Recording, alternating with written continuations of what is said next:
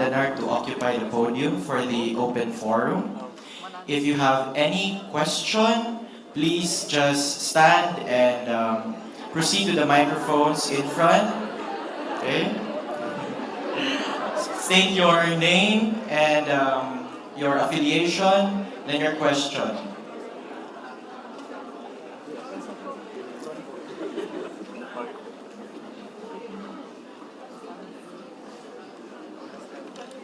Ateneo students, university tayo. I'm sure you enjoyed my portion. Para vivo!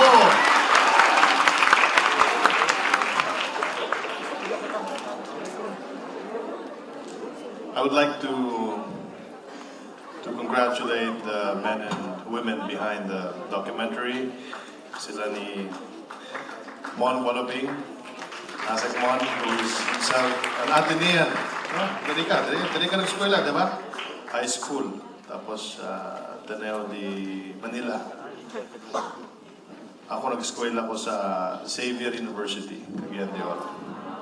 Ateneo di Cagayan. So, you know how it is. They say that kung Atenean ka, well, you might just make it to this post. You might become a secretary one day. Ginamayas gamay ba? Pero, I'm really impressed by your theater. I am an audiophile. And I was telling Father Tabora na guwapo kayo inyong speakers, yung microphone, it's really world-class. And I'm sure the Chief of Staff of the Vice President, Boyd D, would agree that this is comparable to the Kennedy School at Harvard University.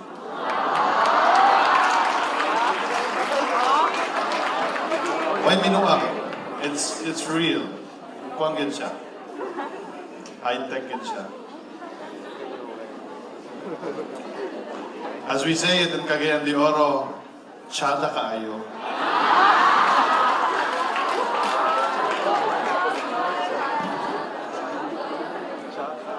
Do you have any questions?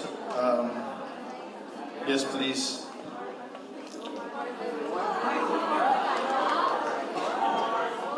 I'm Marvelous Davy Camilo, the Humanities and Letters Academics and Social Engagement Commissioner. I have just observed that there is no Secretary for Department of Education. I want what is her plan about the K-12 or any program, or what have she done for the first 50 days? Thank you. Secretary Briones was there earlier. Maybe he didn't notice that, pero...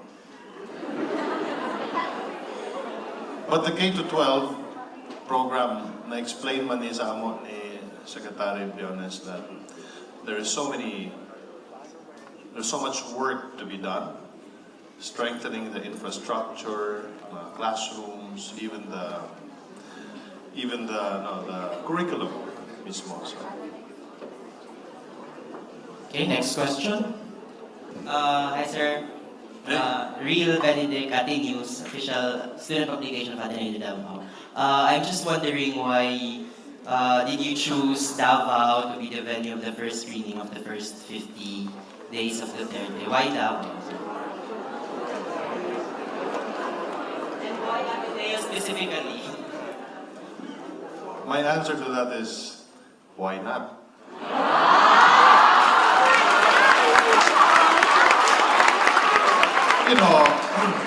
It's as simple as this.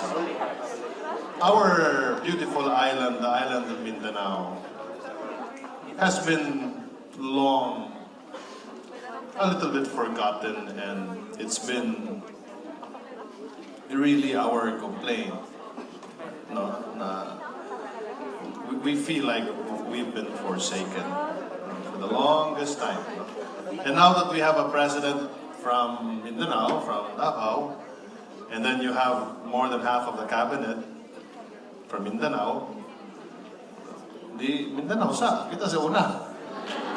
Diba? It's about time that we glorify our island, and we start where the president is from, which is Davao. Okay, another question? May pangutana si Father. Father Joel muna. Okay.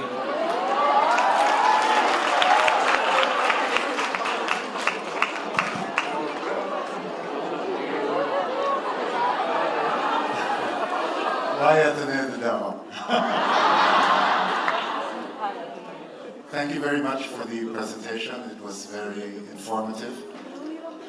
I'd just like to ask you about the cooperation between secretaries, whether there is teamwork that is developing among the secretaries. When Gina Lopez came here in the second part, one of the very encouraging things I witnessed was that Secretary Piñol, Secretary Bial, and Gina Lopez were working together to be able to address the problems relative to the environment. You cannot solve problems with the environment unless proving to people it has something to do with their health and with their food supply. So maybe would you have more to say about this cooperation? I think it would be essential also in the fight against drugs, to complement the fight against drugs with measures for sustainable development, measures for uplifting the people themselves. Thank you. Thank you, Father. It's a great question. I will speak first from our end at the Presidential Communications Office, and a testament of our continuous cooperation with the other cabinet portfolios is the documentary right now that we just showed you. And as the communications team in the cabinet, we are in a very unique position to attend all cluster cabinet meetings, because all government policies will not be imbibed by the grassroots if it is not delivered also through communication.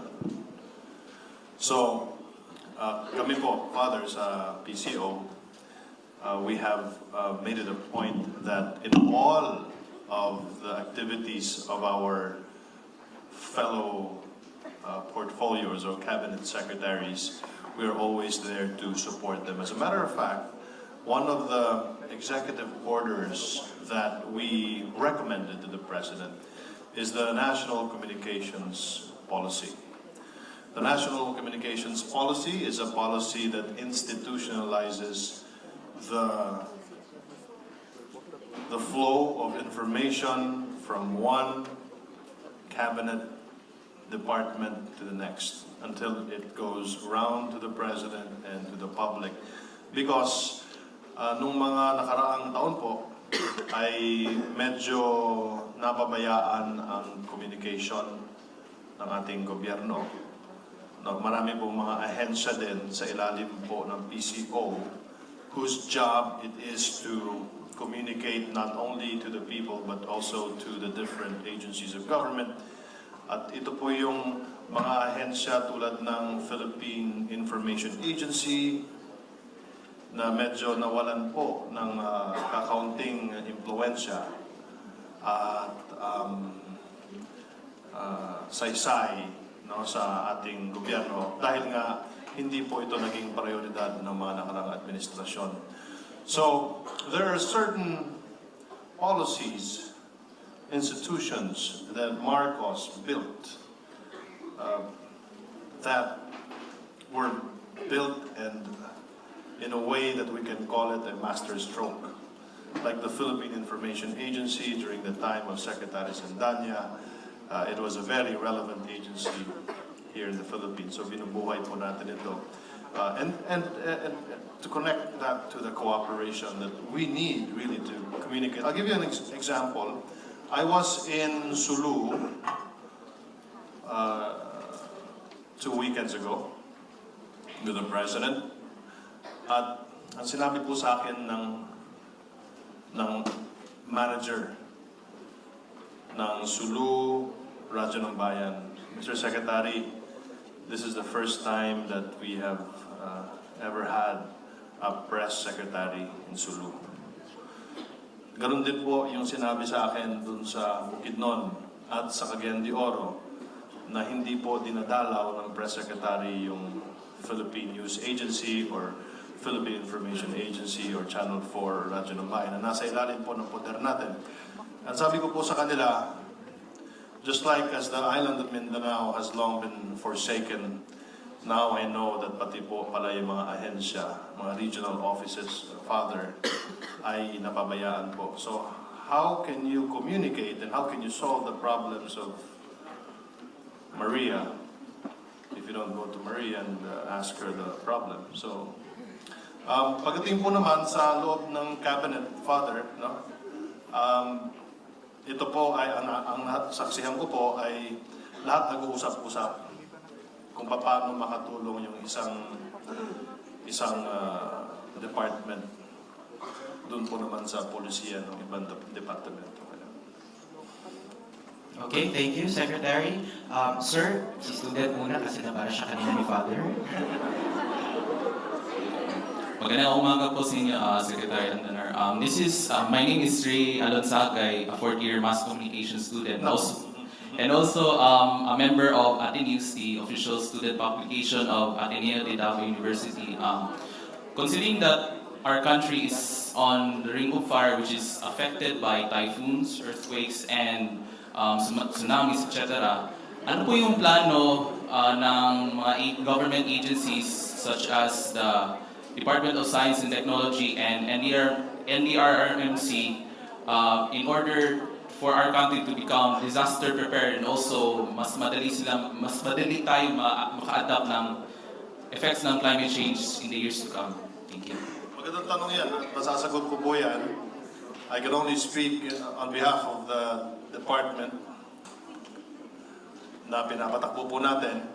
Ay nagkaroon po tayo ng panukala at binasa po ito ng ating Pangulo noong nakaraang State of the Nation Address. At yung binasa po ng Pangulo ay yung ating isinumiting panukala na magtatagpo tayo ng isang broadcast hub. At the same time, this broadcast hub is an emergency broadcast protocol of the nation.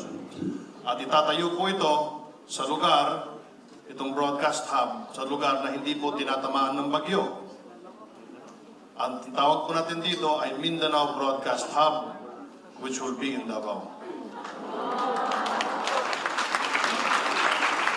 So kahit po binabagyo yung mga kapatid natin dun sa Visayas at binabagyo po dun sa Maynila, kahit binaha po sila, ay maaari po tayong mag-broadcast at maaari po tayong makikipag-communicate sa ating mga kababayan sa pamagitan ng Mindanao Broadcast Hub, which will become a state-of-the-art media hub in Mindanao. And for people like you who are taking up mass communication, you no longer have to go to Manila to become one of the creme de la creme newscasters. You can stay here in Mindanao. And to add to that, yung broadcast hub po dito sa Davao ay magkakaroon po ng 4 na studio. Yung isang studio po doon ay magiging Salam Television, the first Muslim channel in the country.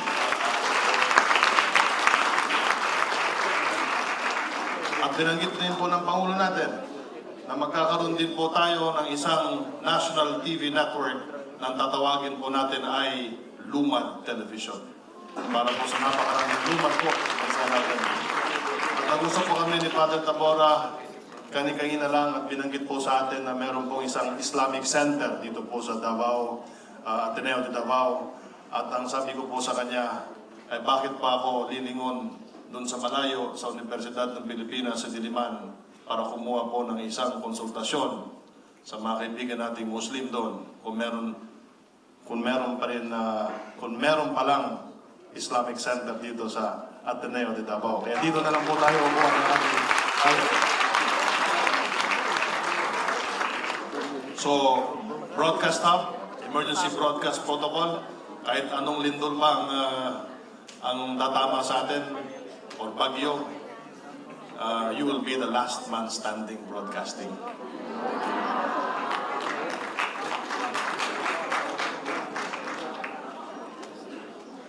Okay. Parang okay naman siguro? Sir, Secretary, may follow-up po. Meron po kayong timetable like kailan po ma-launch yung Mindanao broadcast? Okay, ito po yung ginagawa natin. Kahapon lang po. Ito sariwang-sariwa. Kausap ko po si DBM Director Larry Dalipe at tinanong ko po siya bakit ho yung aming budget ganito lang po yung in-approve ninyo. How can we make the dream of our President possible kung bibigyan nyo lang po kami ng kapipirangkot na budget na 200 million. Kaya sabi ko, pero ang sabi niya po sa akin ay ito po ang dapat yung gawin, Mr. Andanar. Ito yung mga dapat mong gawin at ibibigay namin sa inyo yung 1.5 billion pesos na hinihingi mo. Ngayong taon na ito, huwag natin hintayin ang 2017 para masimula na at para maihabol po natin kahit paano. Kung hindi man ang TV station, kundi kahit yung programming man lang na Salam Television na maihabol po natin bago po magikalawang sona ang ating Pangulo sa Hulyo sa susunod na taon. Thank you, sir. Sir in blue. Magandang umaga po. Ako po si Dan Pantoja ng Peace Builders Community. Peace building field worker po ako dun sa mga conflict areas. Natutuwa po ako nung nagkaroon ng unilateral ceasefire declaration ang ating Pangulo. Kaya lang naudlot. Sa ginagawa po ngayon sa GPH at NDF na usapan, iniisip na po ba ng administrasyon ngayon, lalo na komunikasyon kayo, yung ceasefire mechanism sa ground, napakahalaga po nun. Kasi kahit anong declaration natin sa taas, kapag walang mekanismo sa baba, parang siguro hindi din mangyayari.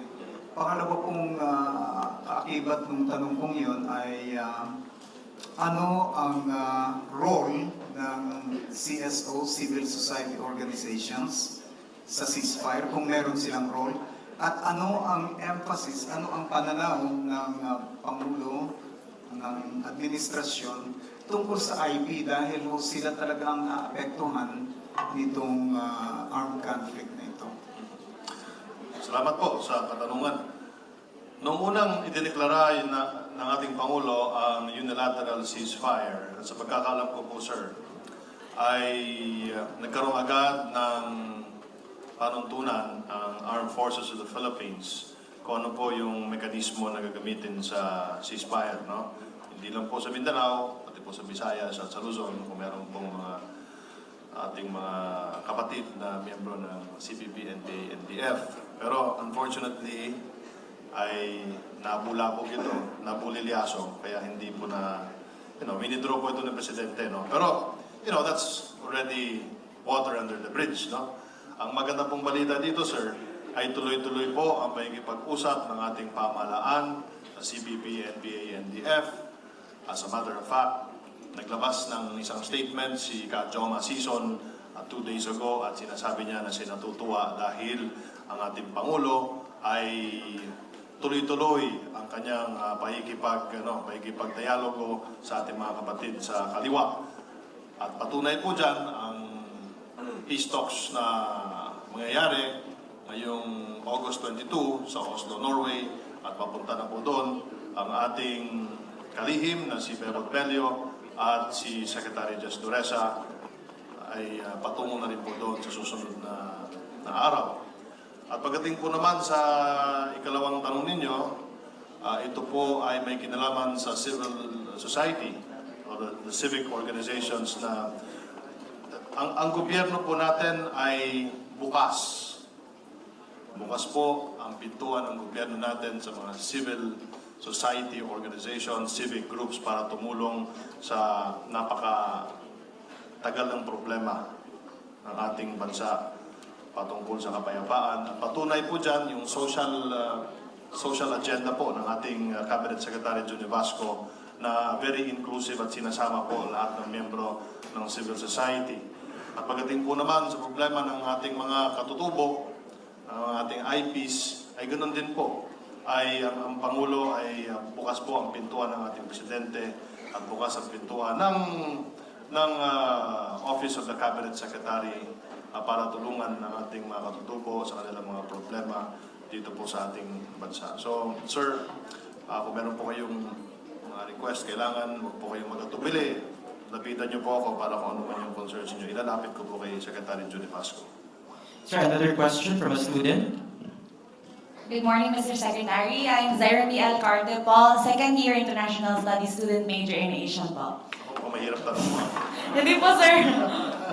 My question po, sir, is that, is the Philippines really capable of stabilizing or keeping the K-12 curriculum, or are we not risking the generation for the curriculum experimentation? Well, parang Kasi po, sir, I came from a public school po, Davao City National High School. Unfortunately, sir, I visited the school after graduating from it, and unfortunately, sir, some of the juniors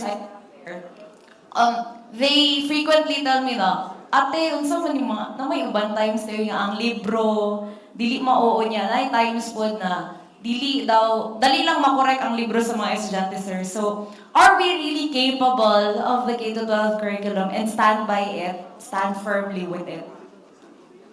Palagay ko naman, there's no turning back.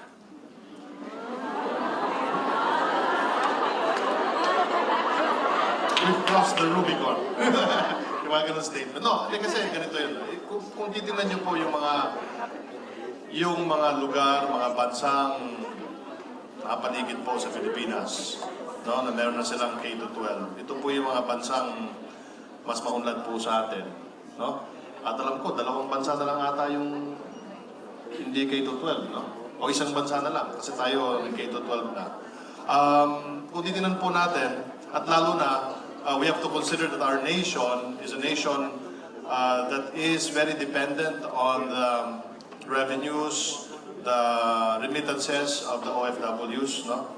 So we need to get our act together to be at par with the educational system of the other countries, no? Ang masakla po kasi, meron tayong 8 milyong OFWs at padami po yung umi-exit ng bansa natin. Darating din po yung panahon na makikita po ng ating mga counterparts sa ibang bansa na ang kanilang human capital, ang kanilang capital ay human capital din, yung mga manggagawa ay meron silang K-12. So doon pa lamang po, kung di po tayo mag K-12 ay alkansita. No.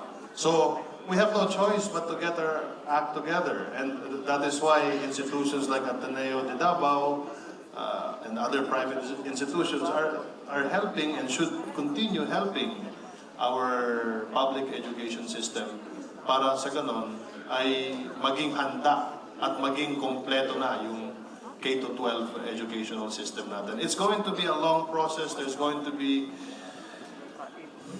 a lot of bumps on the road ahead, but we must and we have to do it for us to be competitive internationally. Thank you. Murag last question again ni. Good morning, Secretary. Good morning, sir. My name is David Abella, third year Mass Oh, someone was Ernie. I wish, sir. So, question ko is, what was the process of the executive order regarding the FOI or freedom on of information, like how were you able to make it like to execute it as fast as can? Because of course, as a mass communication student, it's very important Yes. regarding that that order of freedom of information, because us being mass comm students, we're the watchdogs of society. We have the job of informing the people. So of course, I want to know how, like, what's the process regarding that executive order. Thank you. Well, it's a good question. Coincidentally, I was meeting with my staff yesterday, and we talked about the